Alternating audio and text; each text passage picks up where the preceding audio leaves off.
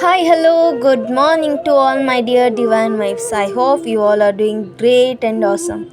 S ನಾನಿವತ್ತು ಬೆಂಗಳೂರಿನಲ್ಲಿರುವ ದೊಮ್ಮಳ್ಳೂರು ಪ್ರದೇಶದ ಶ್ರೀ ಚೊಕ್ಕನಾಥ ಸ್ವಾಮಿ ದೇವಸ್ಥಾನಕ್ಕೆ ಭೇಟಿ ಕೊಟ್ಟಿದ್ದೆ. ಅದರ ಇತಿಹಾಸ ಮಹಿಮೆಯನ್ನು ಹೇಳುವ ಪ್ರಯತ್ನವನ್ನು ಮಾಡ್ತಿದ್ದೇನೆ. ಇಂದು ನಾವು ಬೆಂಗಳೂರಿನ ಹೃದಯ ಭಾಗದಲ್ಲಿರುವ ಸುಮಾರು 1000 ವರ್ಷಗಳಷ್ಟು ಹಳೆಯ ಇತಿಹಾಸವನ್ನು ಹೊಂದಿರುವ ದೊಮ್ಮಳ್ಳೂರು ಶ್ರೀ ಚಿಕ್ಕನಾಥ ಸ್ವಾಮಿ ದೇವಸ್ಥಾನದ ಬಗ್ಗೆ ತಿಳಿದುಕೊಳ್ಳೋಣ. ಬೆಂಗಳೂರಿನ ದೊಮ್ಮಳ್ಳೂರು ಪ್ರದೇಶದಲ್ಲಿರುವ ಈ ದೇವಾಲಯವು ನಗರದ ಅತ್ಯಂತ ಪ್ರಾಚೀನ ದೇವಾಲಯಗಳಲ್ಲಿ ಒಂದಾಗಿದೆ.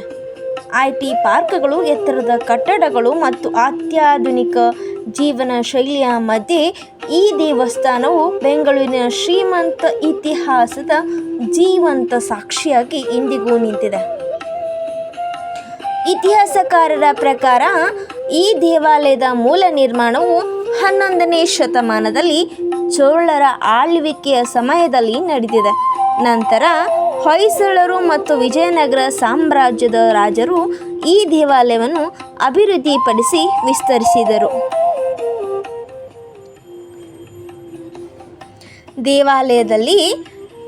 ದೇವಾಲಯದಲ್ಲಿರುವ ಕನ್ನಡ ಮತ್ತು ತಮಿಳು ಶಾಸನಗಳು ಆ ಕಾಲದ ಆಡಳಿತ, ದಾನ ಧರ್ಮ ಮತ್ತು ದೇವಾಲಯದ ನಿರ್ವಹಣೆಯ ಬಗ್ಗೆ ಅಮೂಲ್ಯ ಮಾಹಿತಿಯನ್ನು ನೀಡುತ್ತವೆ. ಈ ದೇವಾಲಯದ ಮುಖ್ಯ ದೇವರು ಶ್ರೀ ಚೊಕ್ಕನಾಥ ಸ್ವಾಮಿ, ಅಂದರೆ ಭಗವಾನ್ ವಿಷ್ಣುವಿನ ಒಂದು ರೂಪ. ಚೊಕ್ಕ ಎಂಬ ತಮಿಳು ಪದದ ಅರ್ಥ ಸುಂದರ ಅಥವಾ ನಿರ್ಮಲ. ಆದ್ದರಿಂದ ಚೊಕ್ಕನಾಥ ಎಂದರೆ ಸುಂದರನಾದ ದೇವರು ಎಂಬ ಅರ್ಥ ಬರುತ್ತದೆ. ಗರ್ಭಗುಡಿಯಲ್ಲಿ ಶ್ರೀದೇವಿ ಮತ್ತು ಭೂದೇವಿಯರೊಂದಿಗೆ ಚೊಕ್ಕನಾಥ ಸ್ವಾಮಿಯ ದರ್ಶನ ಭಕ್ತರಿಗೆ ದೊರೆಯುತ್ತದೆ.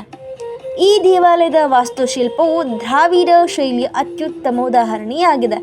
ಕಲ್ಲಿನಿಂದ ನಿರ್ಮಿಸಲಾದ ಗರ್ಭಗುಡಿ, ನವರಂಗ ಮಂಟಪ, ಸುಂದರ ಕಂಬಗಳು ಮತ್ತು ದೇವತೆಗಳ ಕೆತ್ತನೆಗಳು 1000 ವರ್ಷಗಳ ಹಿಂದಿನ ಶಿಲ್ಪಕಲೆ ವೈಭವವನ್ನು ಇಂದಿಗೂ ತೋರಿಸುತ್ತವೆ. ವಿಶೇಷವಾಗಿ ಕಲ್ಲಿನ ಕಂಬಗಳ ಮೇಲಿನ ನಿಖರವಾದ ಕೆತ್ತನೆಗಳು ಆ ಕಾಲದ ಶಿಲ್ಪಿಗಳ ಅದ್ಭುತ ಕೌಶಲ್ಯವನ್ನು ಪ್ರತಿಬಿಂಬಿಸುತ್ತವೆ. ದೇವಾಲಯದ ಆವರಣದಲ್ಲಿ ಅನೇಕ ಉಪದೇವತೆಗಳ ಸನ್ನಿಧಿಗಳನ್ನು ನಾವು ಕಾಣಬಹುದು. ಇಲ್ಲಿ ಭಕ್ತರು ವಿಷ್ಣುವಿನ ಜೊತೆಗೆ ಮಹಾಗಣಪತಿ, ಆಂಜನೇಯ ಮತ್ತು ಇತರ ದೇವತೆಗಳ ದರ್ಶನವನ್ನು ಪಡೆಯಬಹುದಾಗಿದೆ. ವರ್ಷಪೂರ್ತಿ ವಿವಿಧ ಧಾರ್ಮಿಕ ಕಾರ್ಯಕ್ರಮಗಳು ಮತ್ತು ಉತ್ಸವಗಳು ಇಲ್ಲಿ ನಡೆಯುತ್ತವೆ. ವಿಶೇಷವಾಗಿ ವೈಕುಂಠ ಏಕಾದಶಿ, ಬ್ರಹ್ಮೋತ್ಸವ ಮತ್ತು ಇತರ ವಿಶಿಷ್ಟ ವೈಷ್ಣವ ಹಬ್ಬಗಳ ಸಂದರ್ಭದಲ್ಲಿ ಇಲ್ಲಿ ಸಾವಿರಾರು ಭಕ್ತರು ದೇವಾಲಯಕ್ಕೆ ಭೇಟಿ ನೀಡುತ್ತಾರೆ. ಈ ದೇವಾಲಯದ ಮತ್ತೊಂದು ವಿಶೇಷವೇನೆಂದರೆ ಇಲ್ಲಿರುವ ವೀರಗಲ್ಲುಗಳು ಮತ್ತು ಶಾಸನಗಳು. ಇವು ಸುಮಾರು 1000 ವರ್ಷಗಳ ಹಿಂದಿನ ಸಮಾಜ, ಯುದ್ಧಗಳು, ಭೂದಾನ ಮತ್ತು ಧಾರ್ಮಿಕ ಆಚರಣೆಗಳ ಕುರಿತು ಇತಿಹಾಸದ ಮಾಹಿತಿಯನ್ನು ಸಂಗ್ರಹಿಸಲ್ಪಟ್ಟಿವೆ. ಇತಿಹಾಸ ಸಂಶೋಧಕರಿಗೆ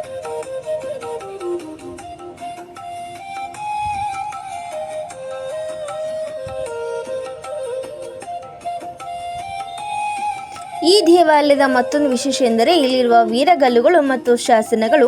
ಇವು ಸುಮಾರು 1000 ವರ್ಷಗಳ ಹಿಂದಿನ ಸಮಾಜ, ಯುದ್ಧಗಳು, ಭೂದಾನ ಮತ್ತು ಧಾರ್ಮಿಕ ಆಚರಣೆಗಳ ಕುರಿತು ಇತಿಹಾಸದ ಮಾಹಿತಿಯನ್ನು ಸಂಗ್ರಹಿಸಲ್ಪಟ್ಟಿವೆ. ಇತಿಹಾಸ ಸಂಶೋಧಕರಿಗೆ ಇವು ಅಮೂಲ್ಯ ದಾಖಲೆಗಳಾಗಿವೆ. ಇಂದು ದೊಮ್ಮಳ್ಳೂರು ಪ್ರದೇಶವು ಬೆಂಗಳೂರಿನ ಅತ್ಯಂತ ಅಭಿವೃದ್ಧಿ ಹೊಂದಿದ ಭಾಗವಾಗಿದ್ದರೂ ಈ ದೇವಾಲಯವು ತನ್ನ ಪುರಾತನ ಸೊಬಗು ಮತ್ತು ಆಧ್ಯಾತ್ಮಿಕ ವಾತಾವರಣವನ್ನು ಉಳಿಸಿಕೊಂಡಿದೆ. ನಗರದ ಗದ್ದಲದ ನಡುವೆ ಮನಸ್ಸಿಗೆ ಶಾಂತಿ ನೀಡುವ ಪವಿತ್ರ ಸ್ಥಳವಾಗಿ ಇದು ಹೆಸರುವಾಸಿಯಾಗಿದೆ. ನೀವು ಬೆಂಗಳೂರಿಗೆ ಭೇಟಿ ನೀಡಿದರೆ ಈ ಐತಿಹಾಸಿಕ ದೇವಾಲಯವನ್ನು ತಪ್ಪದೇ ನೋಡಬೇಕು.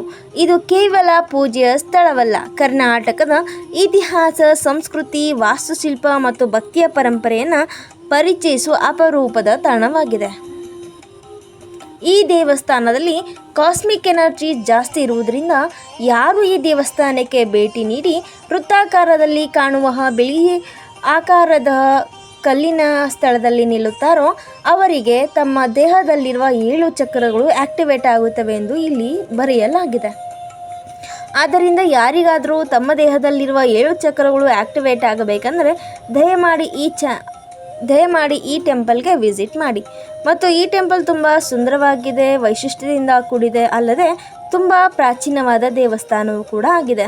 19ನೇ ಶತಮಾನದಲ್ಲಿ ಚೋಳರ ಆಳ್ವಿಕೆಯ ಸಮಯದಲ್ಲಿ ಈ ಟೆಂಪಲ್ ಕಟ್ಟಲಾಗಿದೆ. ನಂತರ ಹೊಯ್ಸಳರು ಮತ್ತು ವಿಜಯನಗರ ಸಾಮ್ರಾಜ್ಯದ ರಾಜರು ಈ ದೇವಾಲಯವನ್ನು ಅಭಿವೃದ್ಧಿಪಡಿಸಿ ವಿಸ್ತರಿಸಿದರು. ದೇವಾಲಯದಲ್ಲಿರುವ ಕನ್ನಡ ಮತ್ತು ತಮಿಳು ಶಾಸನಗಳು ಆ ಕಾಲದ ಆಡಳಿತ, ದಾನ ಧರ್ಮ ಮತ್ತು ದೇವಾಲಯದ ನಿರ್ವಹಣೆ ಬಗ್ಗೆ ಅಮೂಲ್ಯ ಮಾಹಿತಿಯನ್ನು ನೀಡುತ್ತವೆ.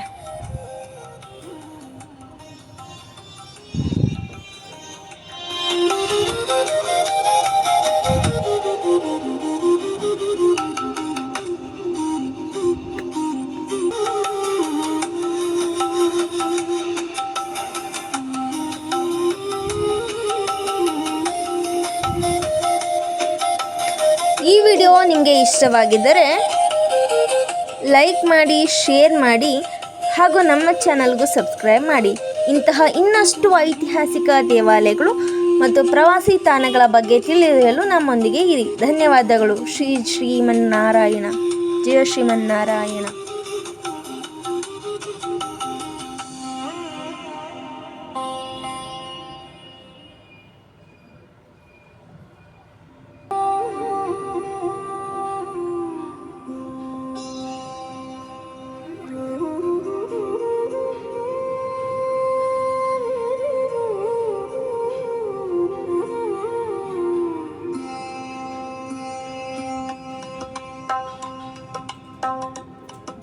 ಜನರು ನಿಂತಿರುವಂಥ ಚೌಕಾಕಾರದ ಸ್ಥಳದಲ್ಲಿ ನೀವು ನೋಡುತ್ತಿರ್ಬೋದು. ಅಲ್ಲಿ ನಿಂತು ಮನಸ್ಸಿಗೆ ಬೇಡಿಕೆಯನ್ನು ದೇವರಲ್ಲಿಟ್ಟರೆ ಅದು ನಿಜವಾಗುತ್ತದೆ ಎಂದು ಅಲ್ಲಿನ ಜನರು ಹೇಳುತ್ತಾರೆ.